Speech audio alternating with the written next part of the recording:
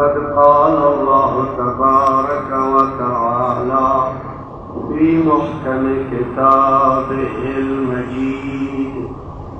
أعوذ بالله من الشيطان الرجيم.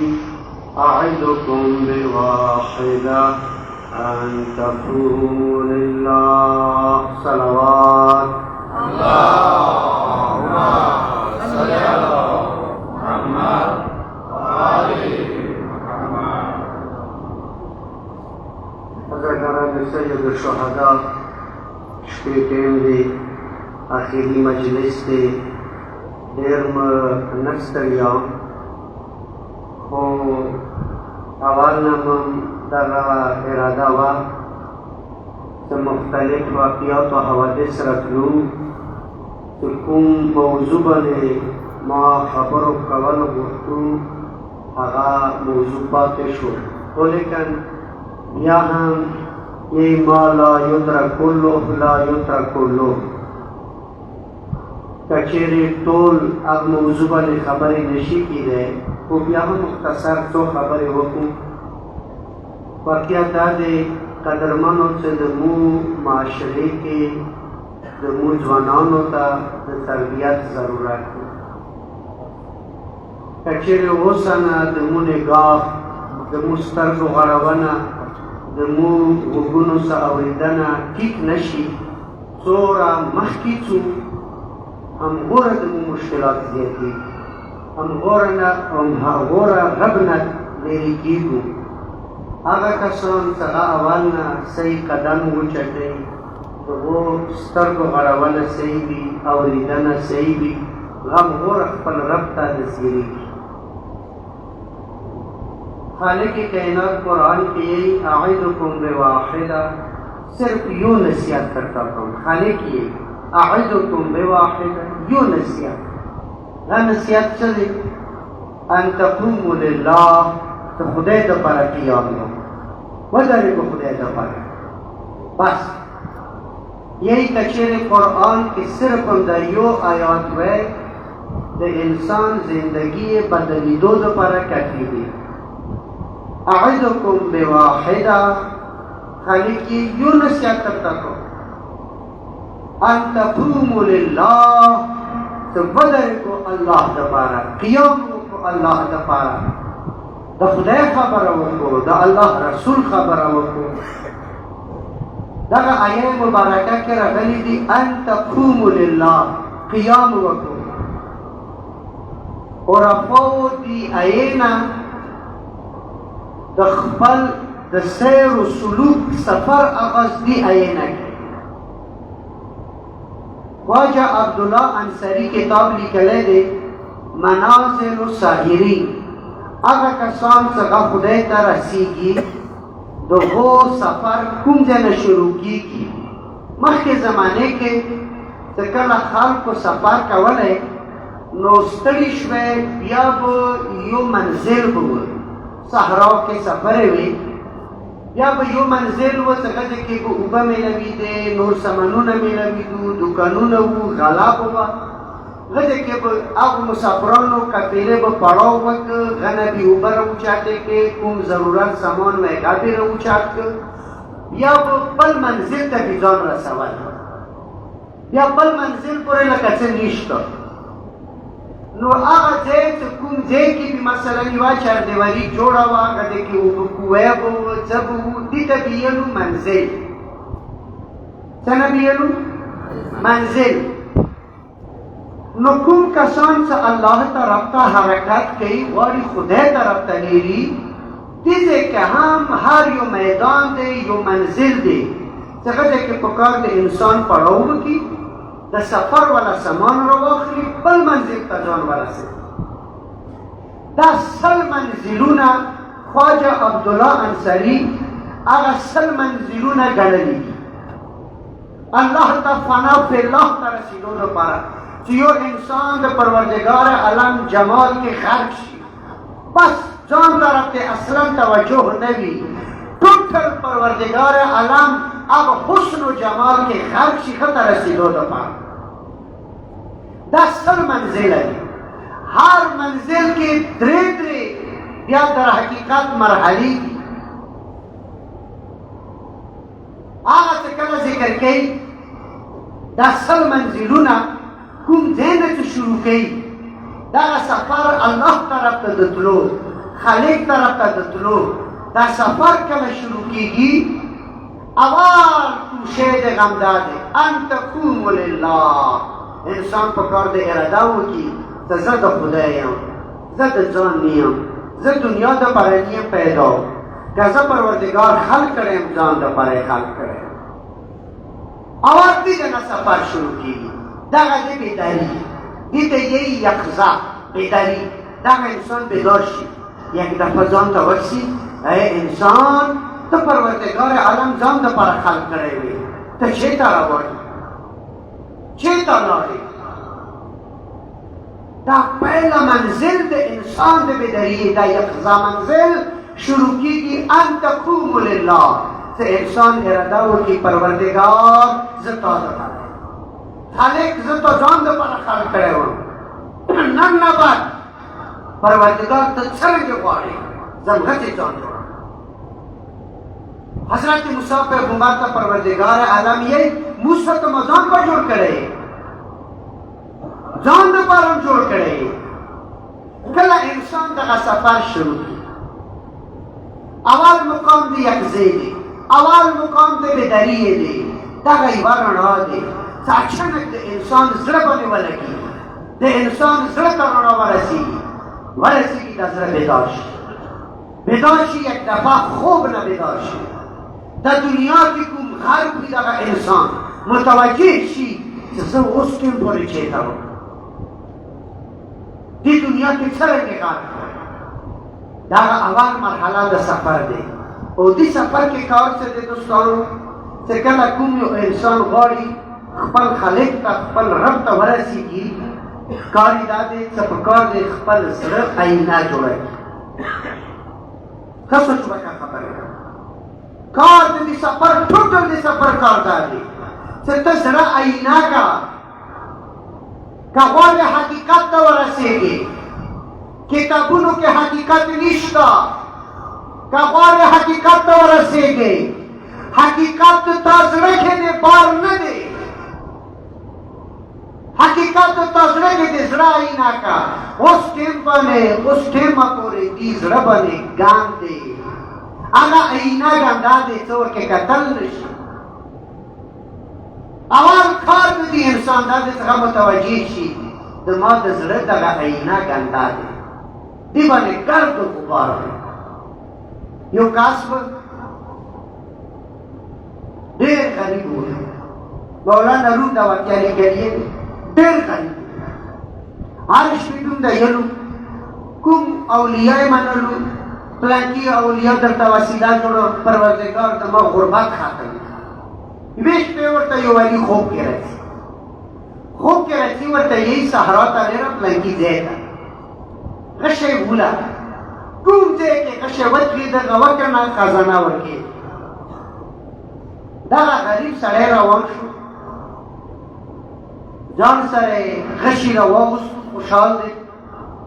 صحرا هغه ځای ته یې ځان ورسوله توجه مه دی چې کله یې ورسولو غنه بعد دغه ذهن ته یې دا خبره راغله چې کوم طرف ته غشي ولم دا پوښتنه خو ما ورنه نه وه کړې خو ما ته یې دومره ویلو چې غشی ولګ غشی کوم ځای کې پرېوځي همغسې خزانه دی نو دوی یوه طرف ته څومره زور یې ورکړه 200 میټر هغه طرف ته غشی وتلي د غازې واړولو ویکندو ټوله ورېځې ځان ستړی کړي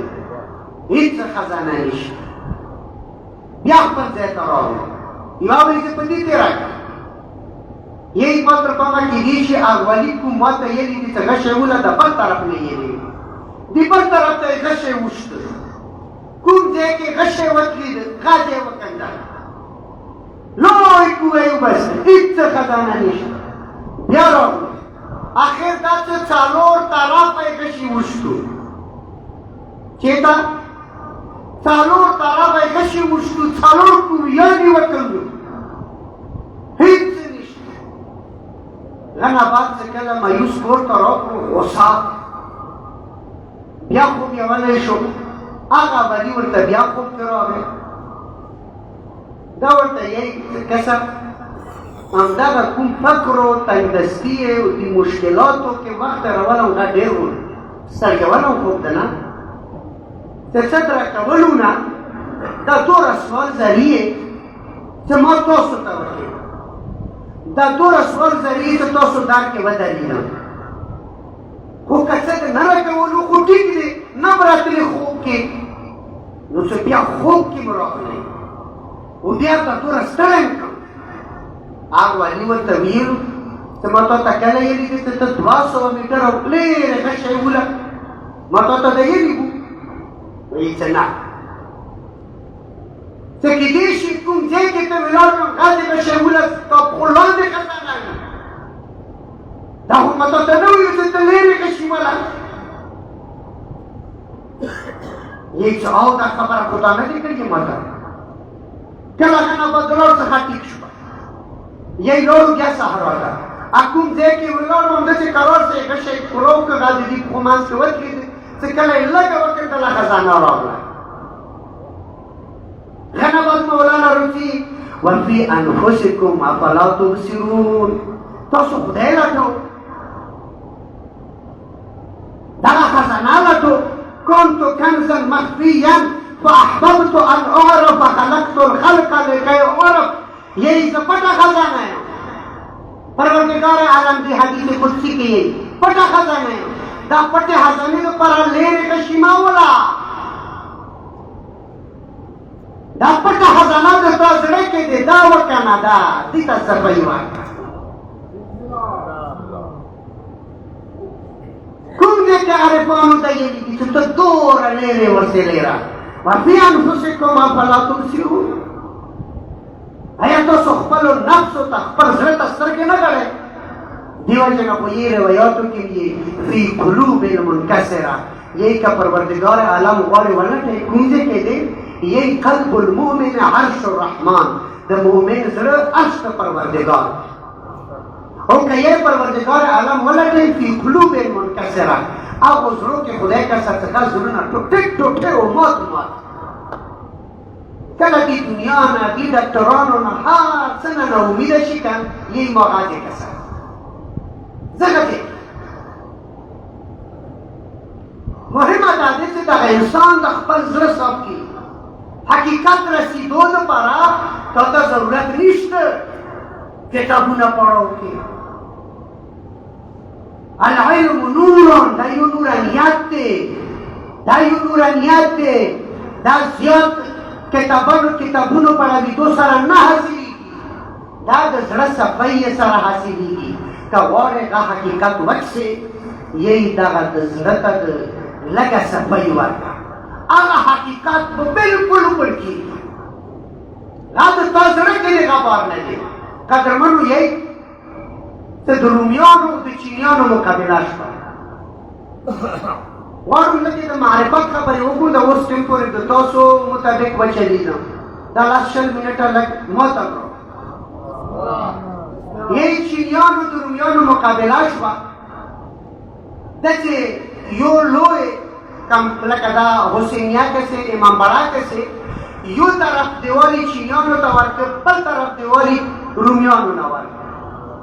اربو ته ویلو چې تاسو به قالینې جوړې کو مقابله دی څوک د خارګه قالین جوړوي یو طرف پر راورخته شو قالین په جوړولو کا دا بل طرف پر راورخته شو او شیشه په جوړولو کا آینه دیوال باندې آینه جوړي توجه باندې چې کله یو طرف پر قالین پورا شو بل طرف پر بالکل غسر روبرو هغه آینه ولګولا غنو باندې هغه کوم کسان امپایر وو یا څه ورته یې هغه راوستو څو وخت چا ښایسته قالین جوړه کړې ده مانځ کې ودرېږي کله اصل قالین وکته هغه دوره ښایسته نه ځلېده خو چې کله آینې طرف ته مخ کړو هغه آینې کې دوی ته پته نه وه چې دا آینه دی یو قسم غا کلی دی چونکی ډیزاین یو توجه وکړئ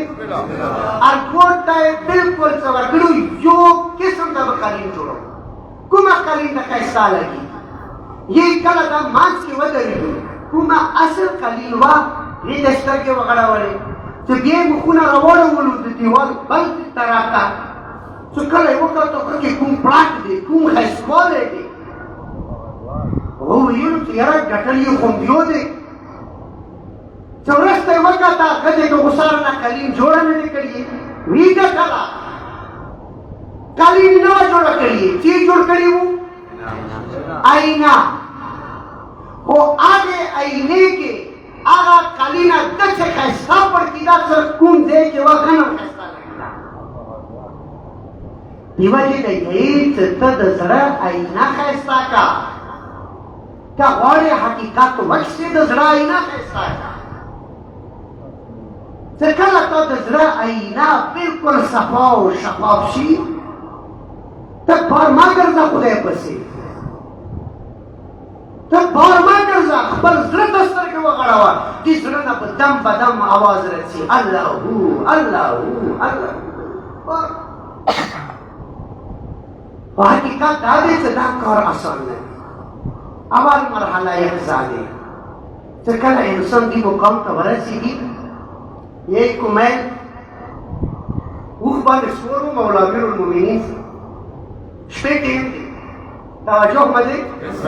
شپې ټیم هر دوه روان وو اچانک کومیل چې دغه دوه کومیل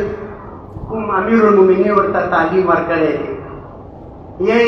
شپې ټیم باندې کله روان وو ورته یې کومیل یې مولا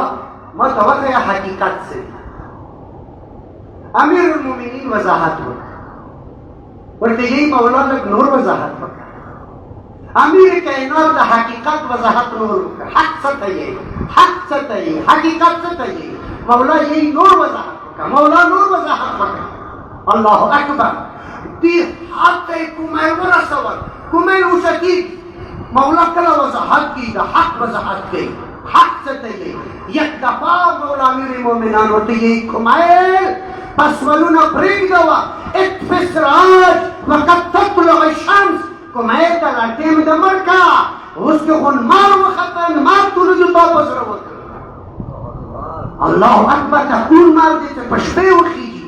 دا حق چې کله د کومیل زړه باندې وځلي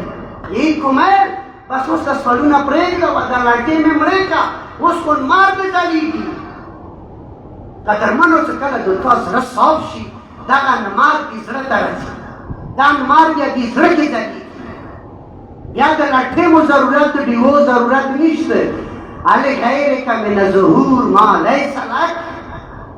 څرنګه ښایسته یې مولا حسین دعای عرفې کې آیا بل چا دپاره داسې رڼا شته دی چې ښه رڼا سره واخلم تا ورسه وڅښم د تا ښه رڼا نه وي عمیت عین لا ترا مولا یې ړندې شه سترګې چې تا نه کسي هر څه کسي خو تا نه کسي عمیت عین لا ترا ړندې شه سترګې چې تا نه کسي دې حد کې ځلېږي دې حد کې پړکېږي او دا سترګې تا نه کسي و معلومیږي دا څه دي سترګو باندې د زړه سترګو باندې پردې راغلي کله پردې راشي بیا خو نه کسي بیا خو هغه لمر ورکې نه ځلېږي که اصل شی دا دی چې دا زړه صاف قدرمنو د دې زړه صاف کولو دپاره بس رسه مختصره رئیس ختمه دې زړه صفایي دپاره کومې لارې دي هغه ځینې کسانو د زړه صفایي دپاره الټا لارې استعمال کړي مثلا یو کس ته فرض وکړه هغه یې زه څرنګه زړه صفا کړم چې د خپل نفس خبره نه منم پکار دا دی چې شل ورځې خوب نه کړم شپه ورځ خپل کس ویلو زه ټوله شپه ورځ په یې پښې ودرېږم بل کس مثلا بل الټا طریقه راوباسي څه دپاره زه غواړم خپل نفس باندې غالب شم د نفس خبره نه منم نفسم غواړي چې خوب وکړم زه نه کوم نفسم یې چې آرام وکړم نه زه په یې پښې ودرېږم خو دا دغه یارې چې دې ته یې تصوف څه نه ورته یې تصوف نه ورته یې خوب دې یارو سره طاقت خو رسي توجه درنه غواړم هر یو انسان چې کله خپل نفس سره مقابله کوي دغه نفس کې دغه روح کې طاقت راځي لوی طاقت راځي غیرته مضبوطه وي ایرانی یو عالم یې لاړم هندوستان ته حج ته ایدم یو کس مو وکتل چې ما ته چا ویلو دا کس اصلا ټرین به روان و چې هغه یلی ته واپس شي ټرین به واپس کېدو ته کله کې تېرېدی تا ویلو زه مخکې ځم دا به درته ویلو چې ته نسې ته به راواپسېږې هر څومره دومره بیا به راواپس شوې یعنې دې حد کې دغه طاقت پیدا و یې کله زه لاړم ورته ودرېد ما ورته ویل څرنګې ته دا کار کوې دا خبره زه نه منم چې د تا دومره طاقت دی هغه ماته یې څخه ته څه ته چېرته ځې ما ورته ویلو زه په دې لارې مخکې ځم هغه ویلو چې زه غواړم ته تللی نه یم یې څو قدمه واوښتو اچانک ذهن کې څه خبره راغله چې هغه پوښتنه وکړم یا څه وکړم راواپس شو بیا هم ذهن کې سوچ څه کسه دا خو زه ولیدم دوباره بیا هم روان شوم بیا هم راواپس شوم آخر داسې ما درود شریف شروع کړ بیا راغلم پوښتنه مې وکړه دا څه وجه دی چې تا ته دومره طاقت میلاوی دی دومره قوت میلاوی دی دا یې ما نفس سره مقابله وکړه خو څرنګې مقابله وکړه ما مقابله داسې وکړه چې د انسان کوم څه رژیم کې کوي خو دې نه خو بدبودار بل څه نشته ما دا خوړلی خو د انسان نفس نه منې دا شي ما دې نفس مغلوبولو لپاره دا کار ډېر کړی دی ډېر خو ما کوم څه د ما نفس نه غوښتو هغه کول دې نتیجې کې ما وجود کې دا طاقت راغی توجه مې دی زری عینه نشوه خو طاقت و قدرت راغلی دا ډېر د تصوف والا کوم دي خو دې دپاره پوهیږئ چې قسم ودي زړه ته شفافیت ورکوم زړه غواړم عینه کوم څرنګه عینه کوم پکار دی د نفس مقابله وکړو خو نفس مقابله څرنګه کوم څرنګه وي دا څرنګه وي دا د تصوف ویل نفس کې قدرت راشي خلک یې یاره ډېر کراماتو والا چښتان دی او طاقت دی ډېر د کراماتو چښتان دی رسېدلی کس رسېدلی نه دی راسي آلې ته کله زړه عینه شي کله زړه کې طاقت راغلو خو عینه نه دی عینه کله کېږي چې کله دغه انسان شریعت باندې عمل وکړي د رسول خدا کوم سیرت دی هغه باندې عمل وکړي صبر و تحمل زیات کړي غریبانو او فقراو سره مینه زیاته کړي چې کله دغه انسان ټول شریعت صرف نه لمونځ روژه دا ګوره وړه شي نه وي لمونځ روژه دا درې دواګانې دا داسې یې نه دی یزیدیانو کول دا تاسو شریعت ټول ما ګڼو چې کسه بس ټول شریعت همدا دی دوه رکعته لمونځ وکړې تو باور میږم چاپ واپ کې زموږ دنیا ړنګه کړه نه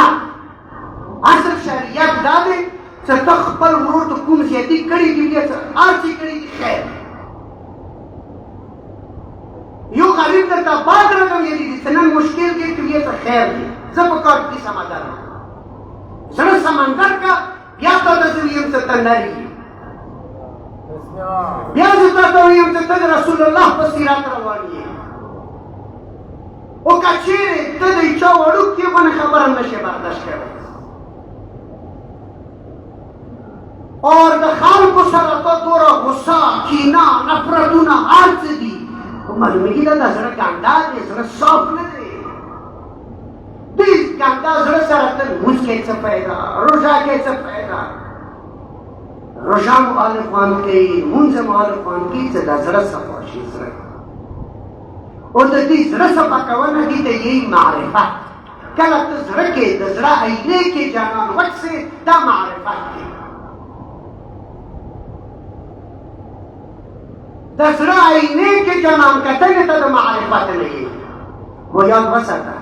دا کار ډېر سخت نفس ته د قدرت راوستنه څه عجیب و غریب کارونه وکړي دا اسانه دي خو داسې دغه زړه نه آینه جوړه کړي چې هغه کې حقیقت څرګند شي هغه کې هغه لمر و میره سترګه وځلېږي دا کار ډېر ګران دی اوس کله یوه کې د تا زړه صاف شو بیا ټول حقیقتونو کتلو دپاره تا ته چېرته تلو ضرورت نشته هر غواړې چوپ ورسي د زړه کې تا ته څرګندېږي دا مخته راځي اصل هنر دا دی د انسان هنر دا دی و دا دی حد کې ګران کار دی څه عرفا یې لکه څرنګې پاڼو سره کوي وبستنه پاڼو سره د کوي وبستنه تا ته چوک زیادې ضرورت کوي رسول خدا طیب ته لاړ غځې کې خو وړکي ورباندې وبلګل وړکي طیب ته تبلیغ په لاړ خلکو ته د اسلام دعوت ورکړي کوم مشران وو غور باندې ورکي وبلګل په کاڼ یې ونیولو ټول څومره ځوانان وو څومره ډوبر وو ټول جمع شو رسول خدا هغو چلو کې بیده تک و تنها و به کاڼ یې څه وشته سار نه خوب وینې ورنه روانې هغه حالات کې رسول خدا ټول پروردګار د ما دغه قوم د ما د خلق دا نپویه دي خدایه دا هدایت کې خدایه زه د دیو هدایت غواړم دا نپویه دي هغه حالت کې مې هغو باندې نفرین نه کول هغو به یې دومره سره ځایېدل څه پروردګار عالم یې زما حبیبه دې خلکو وجې نه تا دومره ځان تکلیف کې اچولی دی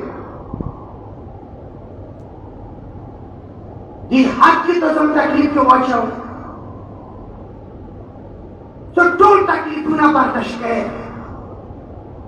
دې خلکو دپاره څومره ته مینه دی حریص علیکم بالمؤمنین رؤوف رحیم دې حد کې مهربان رؤوف رحیم رحمتا للعالمین که چېرې زړه د تا داسې جوړ شي څنګه زړه رسول خدا کوم زړه و هغه سره نزدېږي دا معرفت دی بیا دې زړه کې ته خدای کسا بیا دې زړه کې ته مینه د اهلو بیتو کسا بیا دغه زړه دی چې تا ته ټول کائنات ښیي خالق دغه آینه تا ته درکړې دی خو یاد وساته دې آینې باندې زر زر کار پرېوځي زر زر کار پرېوځي چې لږ هم د شریعت باندې عمل ورنه کړي کار پرېوځي داسې نه دی دې لپاره به مسلسل کوشش کوې مسلسل حتی یاتیک الیقین تا مرګه پورې به مسلسل کوشش کوې دا نیه چې به زه ورسېږم کامل شوم نه دا یار ډېره سخته ډېره سخته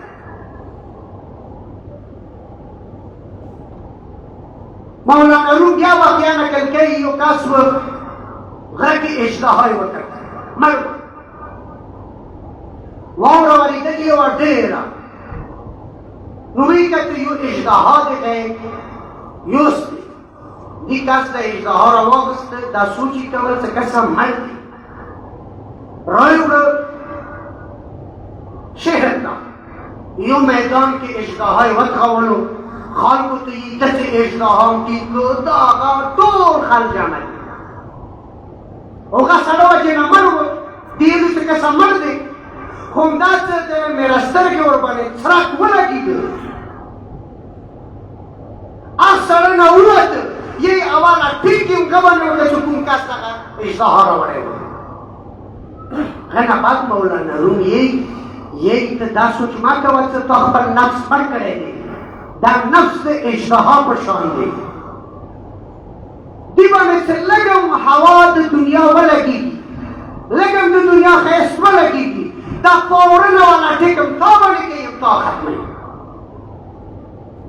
یہی دا نفس اشتها دی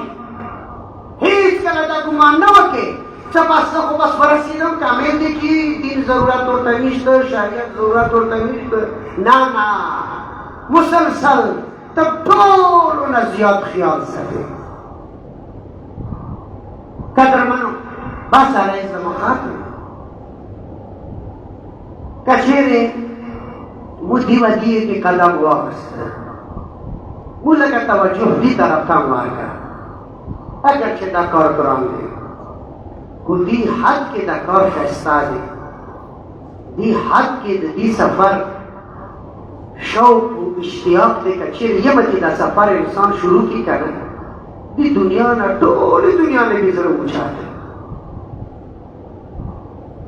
خو کاش داسې ځوانان پیدا وشي هغه دغه دنیا نه زړونه یې مړه شي یو انسان دنیا کې داسې نه دی دغه علماو یې دي استاد مطهرین یې دي چې یمتي ضرور دغه زړه باندې دا پړک کېږي دا یقظه کېږي یمتي ورته دا خیال شي چې د دنیا هېڅ بې قدر و قیمته وي لږ الله طرف ته ویله خو بس دغه انسان دی چې هغه پړک قدر نه وکړي اوس کله دغه زړه اینا شو بیا هر دنیا ته همداسې کسي همغه دنیا دې ځای نه کسي مولا امیر المؤمنین ویلو لو کشف الخطا ما ازددت یقینا یہ که دا څومره پردې دي که پردې دا اوچتې شي د علي یقین کې ذره برابر فرق نه راځي وجه څه دی وجه دا دی چې د مولا امیر المؤمنین ته پردې معنا نه لري هر څه عیان دي هر څه د علي زړه کې پړک کوي ټول حقیقتونه د علي زړه کې دي پردې معنا نه لري چې پرده راشي پرده خو آله راشي چې کله یو شی تا نه لري منځ کې پرده راشي کله هر څه د تا زړه ته راوړي بیا پردې نشته خالق کائنات دغه لیات موت او تخیل دی دا لیات د معرفت دی معرفت یعنی د زړه عینې کې جانان کتنه کاش ټیم وی چې مسلسل هم دې باندې موږ گفتگو کړې وی خو لیکن کیدای شي ډېر کسان دا وایي چې دا څه خبرې دي ګوره اهل بیتو موږ ته کوم دین پرېږدولی دی هغه کې دا طاقت دی موږ ته اهل بیتو معرفت سرداران اهل بیت هغه موږ ته وښیه موږ ته سید الشهدا وښیه موږ ته دې خاندان وښیه د پروردګار عالم پېژندلو بس څو ټکیه مصیبت کو زیات منس کوي کو درود وارسو محمد وعلی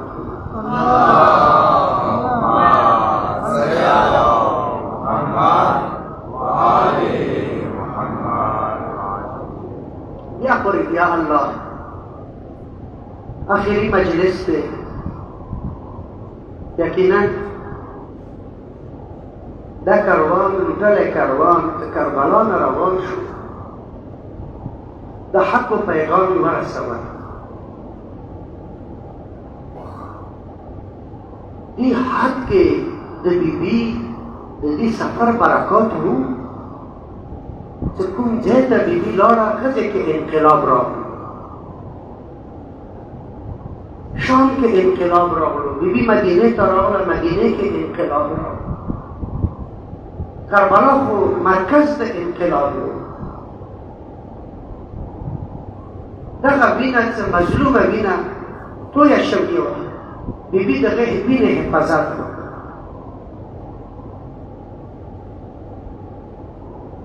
دې وجه نه چې د معرفت چښتنه وه انت عالمه من غیر معلمه ای د مګرانې ترورې د تا علم لدني دی د تا معرفت لدني دی الله ډایرکټ د تا دغه معرفت درکړی دا به امام زین العابدین ګرانې ترور ته یې سړي به مصیبت وکړ چې کله ګرانه ترور د امام زین العابدین کربلا ته راغلی وي نه پوهېږم څو ورځې کربلا کې مې تېرې کړې وي په دې ګران ورور نه دې خور سره نه کېږو خو لیکن د دې رسالت رسونه وه. بشیر بن جزلم ته یې بشیر بس مونږ مدینې ته بوځه. یې کله دغه کاروان لوټلی کاروان مدینې ته نزدیک شو نو ام کلثوم یوه مسیح یې هغې مسیح کې ام کلثوم څه کله سترګې پرېوتې د مدینې شهر باندې یې ورمنې دي شم سره ویلو مدینة جدنا لا تقبلینا او زموږ د رسول الله زموږ د جد شهر ته به څرنګې وقبلې څرنګې ته ته دار شو. څه کله دې نه ایدو موږ سره حسین و موږ سره عباس و موږ سره اکبر و موږ سره قاسم و موږ سره ټول وو. لیکن چې کله اوس راغلو نه حسین شته نه عباس شته نه قاسم شته نه اکبر شته. او زموږ د جد شهر وخوبسه تا طرف ته مو روان یو صرف لوټلی کاروان دی یو لوټلی سامان دی ورسره. مو دې حالت کې مدینې ته روان دي. الله اکبر. یې ښه ټیم کې امام زین العابدین بشیر بن جزلم ته یې بشیر منډه کړه مدینې کې اعلان وکړ چې د حسین لوټلی کاروان راغلو. یې بشیر بن جزلم روان شو. اب مدینه کوچو گلی کوچو کی بھی آوازونه کولو او مدینه والو د رسول الله مسیح راغله لوټلی کاروان راغله. خو دې ټیم کې یې د عباس وړه بچي مخته راغلو. بشیر بن جزلم ته یې د موږ به راغلو موږ به کاروان کې راغله. الله اکبر. بشیر بن جزلم ورته جواب نه ورکوي. دې ټیم کې ام البنین مخته راووته. چې کله ام البنین مخته راووته بشیر بن جزلم نه پوښتنه کوي. بشیر بن جزلم ما ته وویه د کاروان څرنګې راغلو آیا دې کاروان کې د ما بچي د ما اکا حسین شته دی؟ دې ټیم کې یې بشیر بن جزلم ورته چې ټولو نه کوم وړوکی بچی و عباس هغه یې د ما عباس راغلی دی د ما زوی حسین شته دی. دا ورته یې نه د تا وړوکی بچی شهید شوی دی. الله اکبر. ام البنین ورته چې بشیر بن جزلم ما ته د خپل وړه بچي خبرې مه کوه. ما ته د زوی حسین د زهرا زوی حسین خبره وکړه چې د زهرا زوی حسین سالم دی که نه. ما ته صرف دا ویه. دې ټیم کې بشیر بن جزلم ورته بیایي د تا دویم ځای هم کربلا کې شهید شوی دی. الله اکبر. ام البنین وفاداري ته کسه. ام البنین ورته چې بشیر بن جزلم ته د ما دویم بچی پرېږده ما ته بچي نه مه یایه. ما ته دا بیا چې د زهرا زوی حسین چېرته دی ما ته د زهرا زوی حسین خبر راکړه. یې ښه نه بعد بشیر بن جزلم دریم بچي نه ورته ویلو ای ام البنین د تا دریم بچی کربلا کې شهید شوی دی. خو یې چې کله دا ورته ویلو ښه نه بعد ام البنین ورته یې بشیر بن جزلم ته ما ته ویه چې زما اکا حسین څرنګې دی. اول ما ته ښه نه ویه بیا ما ته ټول خبرونه نوره کوه خو صرف ما ته دا ویه. یې ښه نه بعد بشیر بن جزلم ورته عباس نه ویلو ام البنین د تا عباس زوی کربلا کې کله کوزېده دوه وربندونه یې نه وو. د وربندو کربلا ځمکې ته کوز شول. ورته یې ای بشیر ما ته عباس نه مه یایه که نه ما ته دا ویه چې د زهرا زوی حسین څرنګې دی. ښه نه بعد یې چې کله ورته ویلو د زهرا زوی حسین هم کربلا ځمکې باندې تک و تنها کوز شول. خور ورته ولاړه وه ننداره یې کوله ورور باندې هر طرف نه ګزرونه کېدو. یې چې کله دا خبره ورته وکړه ام البنین ورته جواب کوي لقد قطعت انیات قلبي ای بشیر بن جزلم دې خبر سره د ما زړه راګې پرېږدي د ما زړه راګې نه پرېږدي. اجرکم علی الله. دې حد کې دغه مصیبت عجیب و. خو لیکن قسم د ام البنین ته یې ښه نه بعد به ام البنین کېناسته جنت البقیع کې ژړېده و. دې حد کې به ژړېده خلکو ته ویلو خلکو ما ته ام البنین نه مایو بس اوس خو د ما بچي نشته که مخکې خو ما عباس ونیسی و مخکې خو ما جعفر ونیسی و تاسو به ما ته ویلو د بچی مور خو لیکن دینه بعد ما ته بچی مور نه ما یایو بس زړه باندې نور ارمان نشته ارمان مې صرف یو دی غابي تیرو غای دایلو ارمان مې صرف دا دی کاش د ما عباس ورمندونه پرې ما وای بیا تاسو قتل کړی وای خو ورمندونه خو اول پرې ما وای خو د ما عباس زوی خو تاسو هغې قتل کړ چې کله ورمندونه نو دا بې د جنت البقیع کې مسیح بیله شهیدانو اجرکم علی الله یی مدینې ټول ښځې نر ووتو مولا علي زين العابدين ته پر خیمه ولګوله یی مولا علي زين العابدين ته کرسي واچوله هر یو کس به راتلو د مولا حسین تسلیحت مې عرض کول یی علي زين العابدين دسمال سترګو ته یې و وخې برال غونې مې وخې ورولې زما حسینه بابا زما غریبه بابا نن مدینې والا راوتلي دي بابا کربلا کې خو چوک نه و چې د تا حمایت یې کړی وی تا نه دفاع کړې وی اجرکم علی الله یی هغه نه بعد قافله مدینې ته وارده شوله زه به دا ویم یی چې کله قافله مدینې ته راغلې دي نو ورمنه زینب د اول رسول الله روضې ته لاړه دویمه چې ته لاړه دي دویمه د مور قبر ته لاړه خو یی کله رسول الله روضې ته لاړه ودرېده دوه دروازې ده چې ونسته تاسو پوهېږو چې ورمنه کومه حالات کې وه ورته یی به ګرانه لیکه که چېرې د نامحرم نه وی ما به تا ته خپل بدن ښیلی و زما به لیکونو ظلم وشول خو ما ګرانه لیکه زه د خپل بدن درته نشم ښیلی اجرکم علی الله هغه نه به چېرته ورمنه ځي د خپل مور قبر ته څه کله مور قبر ته ودرېده کله یو کس سفر ته راشي که نه نه بیا ضرور تحفې راوړي ورمنې زینب هم شام نه یوه تحفه مور ته راوړې وه چې کله مور قبر باندې ودرېده مور قبر حساب کړ یی څه یې وکړو ما ګرانې مورې دې سفر کې خو ما تا دپاره یوه تحفه راوړې دی دا کومه تحفه وه یی هغه تحفه کومه وه قدرمنو هغه حسین هغه ټوک ټوک کمیس یې راوبسته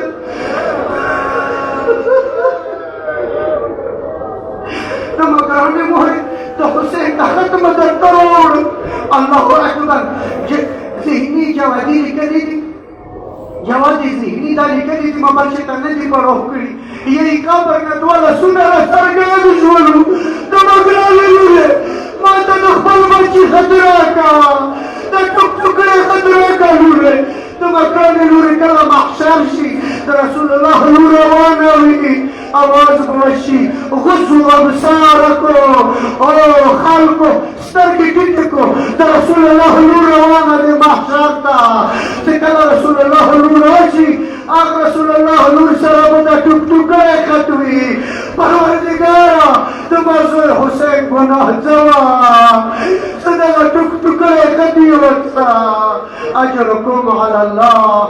یی هغه نه بعد چېرته راغله ورمنه زینب کور ته راغله الله اکبر ځینې عالمان خو دا یی چې کله راغله بهرحال دا یو زبانې حال دی واقعیت نه وي خو یی کله ورمنه راغله خپل کور ته